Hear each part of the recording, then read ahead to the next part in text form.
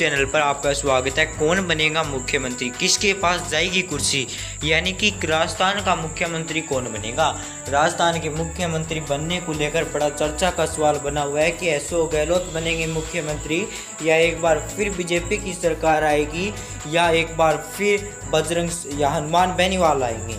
यह आने वाले दिनों में पता चलेगा कि किसकी सरकार बन सकती है।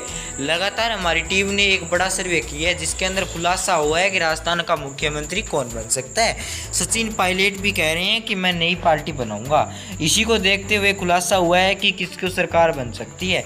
हम आपको बीजेपी, कांग्रेस और लोकतांत्रिक पार्टी यानी बजरंग सहारण पार्टी वाले का ओपिनियन पोल बताएंगे। सबसे पहले बात करेंगे हम डूंगरपुर जिले की। डूंगरपुर जिले के अंदर 4 सीट है, बीजेपी 1, कांग्रेस 3 और अन्य के खाते में 0 सीट जाने की संभावना है।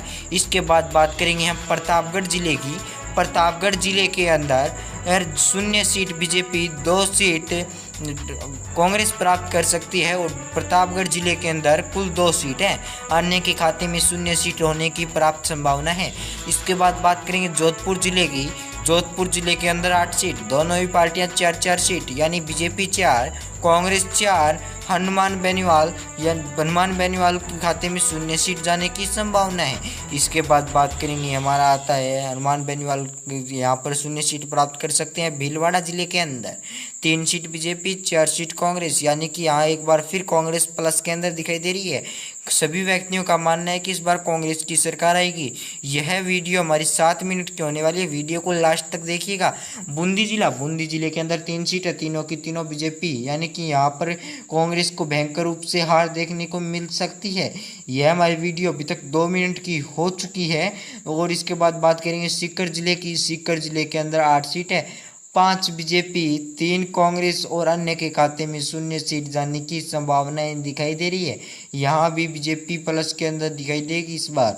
वहीं बात करें सीकर जिले के बाद अजमेर जिले की। अजमेर जिले के अंदर 8 सीट है, 3 सीट बीजेपी, 5 सीट कांग्रेस और अन्य के खाते में 0, यानी कि हनुमान बेनीवाल 0 है और अन्य के खाते में भी 0 सीट जाने की संभावना है। इसके बाद बात करें बाड़मेर जिला। बाड़मेर जिले के अंदर 7 सीट है, 2 seat BJP, 3 seat Congress, 1 seat Bajrang यानी ये हनुमान बेनीवाल के खाते में, अन्य के खाते में 1 सीट जाने की संभावना है। इसके बाद बात करें अलवर जिले की। अलवर जिले के अंदर अन्य के खाते में 1 सीट आने की संभावना है और दोनों ही पार्टियां 5-5 सीट प्राप्त कर सकती है, यानी कि बीजेपी और कांग्रेस 5-5 सीट प्राप्त करने की संभावना है। कुल सीट है 11। अलवर जिले के बाद बात करेंगे हम हनुमानगढ़ जिले की। हनुमानगढ़ जिले के अंदर 5 सीट है, 5 में से इस बार बीजेपी 2, कांग्रेस 2 सीट प्राप्त करने की संभावना है। तो वहीं बात करें सीकर, 2 सीट प्राप्त करने की संभावना है, 1 सीट अन्य के खाते में। इसके बाद बात करेंगे दौसा जिला।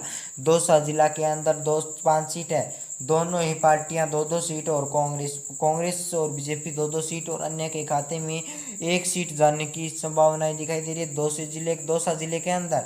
दौसा जिला के बाद बात करेंगे हम बारां जिला। बारां जिला के अंदर 4 सीट है, 1 बीजेपी, 2 कांग्रेस और 1 अन्य के खाते में सीट जाने की संभावनाएं दिखाई दे रही है बारां जिला के अंदर।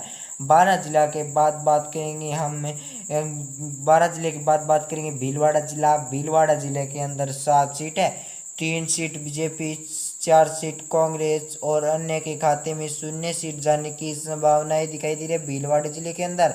भीलवाड़ा जिला के बाद आता है भीलवाड़ा जिले के बाद आता है जयपुर जिला। जयपुर जिले के अंदर 19 सीट है, 8 सीट बीजेपी, 10 सीट कांग्रेस और 1 सीट अन्य के खाते में जाने की संभावनाएं दिखाई दे रही है जयपुर जिले के अंदर।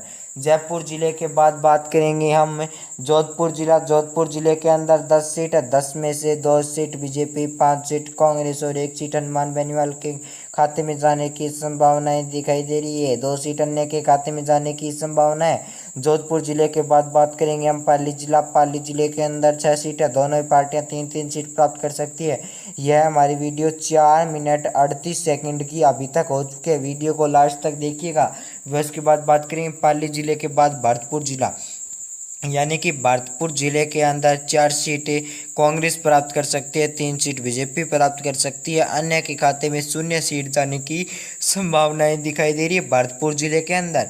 भरतपुर जिले के बाद आता है हमारा उदयपुर जिला। उदयपुर जिले के अंदर 8 सीट है, 8 में से 3 सीट बीजेपी, यानी कि यहाँ पर 3 सीट बीजेपी, पीछे बची 5 सीट व पीछे बची 5 सीट हमारे कांग्रेस के खाते में जाने की संभावनाएं दिखाई दे रही है और अन्य पार्टियों का खाता खुलना असंभव है। नागौर जिला का में 10 सीट है, 3 seat BJP, 2 seat Bajrang Saran के हनुमान बेनीवाल के खाते में, 4 सीट बीजेपी कांग्रेस के खाते में, 1 सीट अन्य के खाते में जाने की संभावना है। इसके बाद बात करेंगे बीकानेर जिले के अंदर 7 सीट है, दोनों ही पार्टियां 3-3 सीट प्राप्त और एक अन्य के खाते में सीट जाने की संभावनाएं दिखाई दे रही है बीकानेर जिले के अंदर। बीकानेर के बाद बात करेंगे हम बीकानेर जिले के बाद बात करेंगे झालावाड़ जिले के अंदर 4 सीट है, 2 सीटें बीजेपी, 2 सीट कांग्रेस और अन्य के खाते में 0 सीट जाने की संभावनाएं दिखाई दे रही है।